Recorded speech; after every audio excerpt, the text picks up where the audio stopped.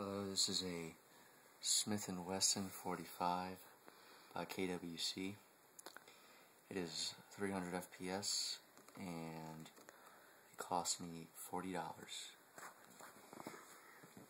This right here, as I said, is a Smith & Wesson 45.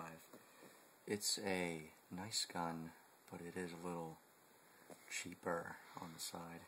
Of course, only being $40. The upper slide is metal, the bottom part is plastic, and the trigger guard and trigger are also plastic, as well as the safety selection, which is a full use, for safe and fire. It comes with about a 15 round mag. I have been able to fit 17 rounds in here, but about a good 16. This isn't really easy to break down. I have tried it, and it's not really easy to break down, so yeah.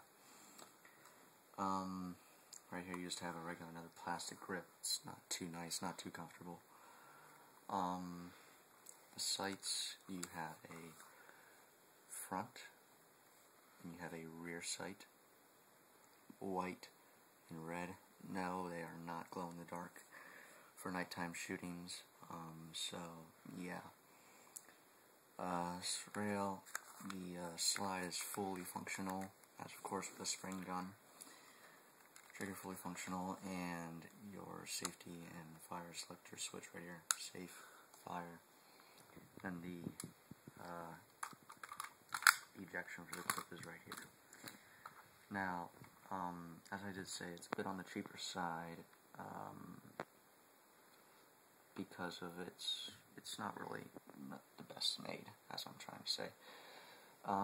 It does have some weights in here, which makes it feel a bit more realistic, but I don't really like that, so I take them out, and I'll show you exactly how I do that. So the first one to take this out is you're going to want to have to take out the handguard. Just push something. I just use something from Radio Shack in here. Pull the pin out, and just take the handguard off. And then you get this side, and you'll be able to see the clip when it comes in here, like that. And on the other side you have the first weight, the second weight. This one is heavier. Just flip this out right here. This is the bigger of the two weights. It is much heavier. Probably 5 or 6 ounces, I'd say. This may be 1 or 2, but I take them out because it just feels much lighter, and I'm not looking for realism, I'm looking for effectiveness. Now the second part is to take out the fire selector by pushing through on this side. Let's just take our good old Radio Shack thing again. Now, I have tried to pull this with my hand. If you really get into it, you can, but I just prefer to use this because it's a lot easier. You will hear a snap right there from it when it pulls out from underneath here, but it'll be fine, nothing breaks. And then your fire selector will come out fine. It came out fine for me. Mine looks a little beat up because I've been testing it out and stuff.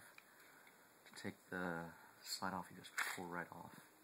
Same, just put it back on when you want to put it back on.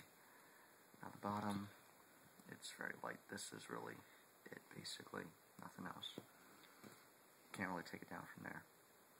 Top is you have your rear spring, your front spring. That's basically about it. And then BB loads right in here. And then this orange thing basically keeps this all held together. This is plastic, and this from here up is all metal. Again, not the best metal in the world, but it does the job. Most of the weight in here is kept towards the front, so it is very muzzle heavy, I would say. Now one thing that is nice about this, but is also kind of cheap to tell you, is this orange thing right here. It was glued. I just took this, pulled it off, and it was simple. No force. Now I can just take it on and off pretty easily. So I just take it off when I carry it somewhere out in public, and I take it off when I airsoft with it. But I don't really airsoft it with it that much because I have a nicer gun, which I might review here in a little bit. But yeah, that's basically the simple breakdown of it from here. If you want to break it down farther, you can try, but I nearly broke it trying to do that, as this part right here was supposed to go in here. I took it off, but I didn't put it back in because it just took out weight and it didn't really do anything to help the gun. So I just took it out for weight purposes. Now to put it back together, you just simply put this thing right back in here. Just make sure it's good. Oh, I must put the weight in first. Take this, line it up, make sure it's good, selector, make sure it works fine, put in the weights,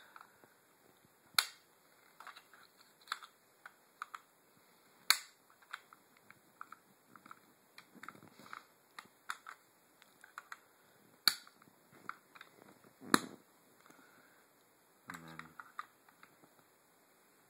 slide the handguard over.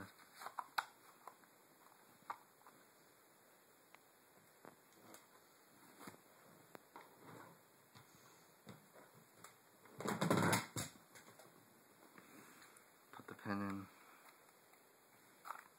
then there it is. It's ready to go out and fight again for another day. It's good. Well, for my overall on this gun, I like it. For its price, I think it was very good. There's a little bit of cheap side to it, but hey, with all $40 guns, you know, what can you say?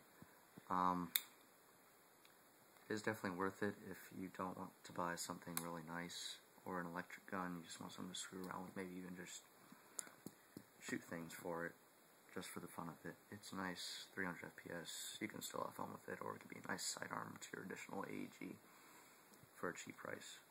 So that continues, so that just ends my review, and please subscribe.